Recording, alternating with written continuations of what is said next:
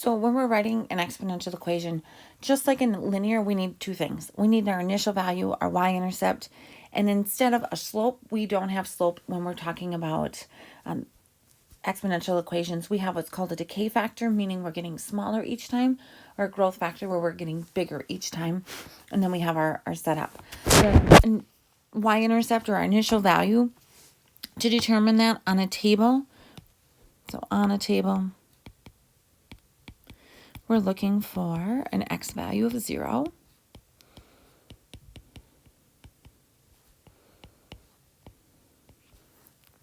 If it's not there, we may need to calculate, and we're going to take that down below. So we may need to calculate. I'm going to say to work backwards.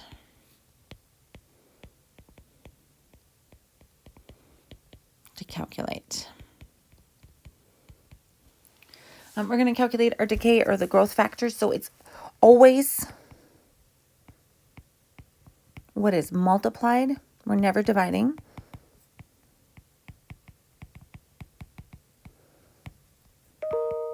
To get the next number.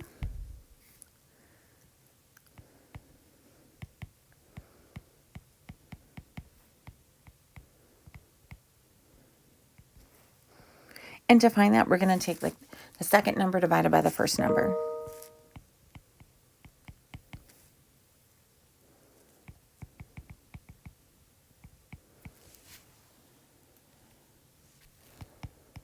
And we're going to see that down below. Then we have our new form. So this for slope, our formula for that was y equals mx plus b when we have a linear equation. This one's a little bit different. A is representing the y-intercept, and b represents the growth or decay.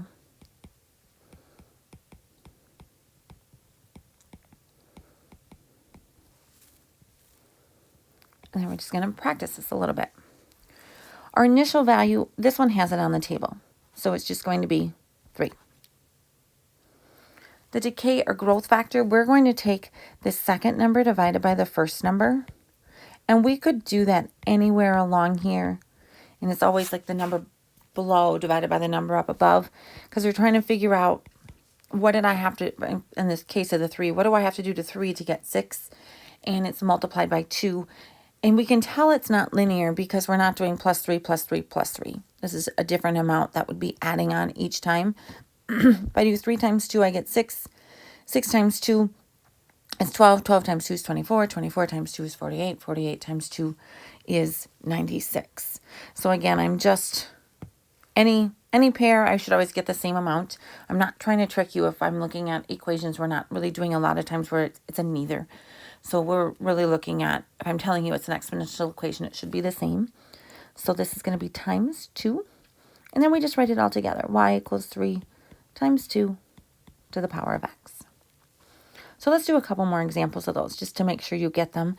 These, I'm telling you they're exponential relationships, so that means that they should be set up in a way I'm not, again, once I would look at this pair of numbers to find my growth factor or decay factor, it should be the same throughout. So that equals 2. And I took, again, second number divided by first number. And if I find this, I can do a quick check. -1 times 2 is -2. -2 times 2 is -4. And I can just kind of keep multiplying by 2 and get the next number. So that part gives me my b. Times 2. This one, I don't have the initial value, so I need to work backwards to find it. And so I'm looking at what is the number. When I multiply it by 2, I get -1. And if you don't see it right away, I take this -1 divided by 2, which is -1/2.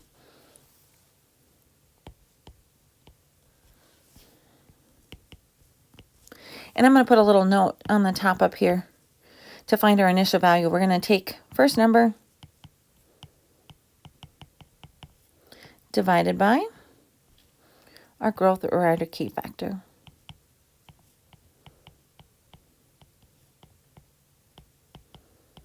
And that will give me that 0 on the table.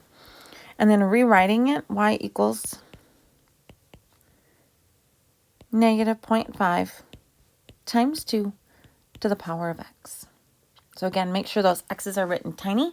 They should not be big. I shouldn't have any issues trying to figure out what it is.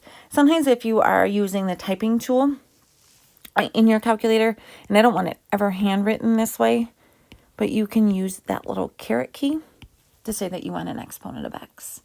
Just to kind of give it, sometimes makes it a little trickier when you're trying to write it or type it in without having to learn all those shortcut keys. The next one, again, we're going to look at the factor first. This one I can tell is a decay factor because it's going down. So I'm still going to find it the same way. 27 divided by 81, which would be a third. And I'm going to leave it as a fraction. I'll show you what we deal with that a little bit later. And again, I could look at any pairing in there. Second number divided by the first number. And so this tells me I'm multiplying by a third each time. Our equation does not allow us to divide. That is, it's always a multiplication. Going backwards to find my initial value, I'm going to do 81 divided by, instead of the third, I'm going to put in the 0.3 repeating. When I type that into the calculator, I'm going to do 81 divided by, and then I have my a whole bunch of threes to represent 0.3 repeating. If you just do 1 or 2, it's not going to give you an accurate answer. I am ignoring all the other decimals because I have tons of zeros in there. And if I had continued with more threes, I would have gotten essentially 243. So that tells me my initial value is 243. So y equals 243 times 1/3 to the power of x. This one is just a graph and two different things. I'm going to essentially be doing the exact same thing. This one I have all the numbers written on my as points, so I'm just going to transfer these into a table, and once they're in a table, I could then do the exact same thing. So again, it's like I have the point here, 245. I'm just writing it on a table. 3, 135, and 4, 405. This one, we don't have the points written out except for the first one because every other point here ends on a nice grid point. So you should be able to read that this is 4, 400 or 3, 200, 2, 100, 150. And you're just writing that down here on this table. And again, you should be able to answer all those questions.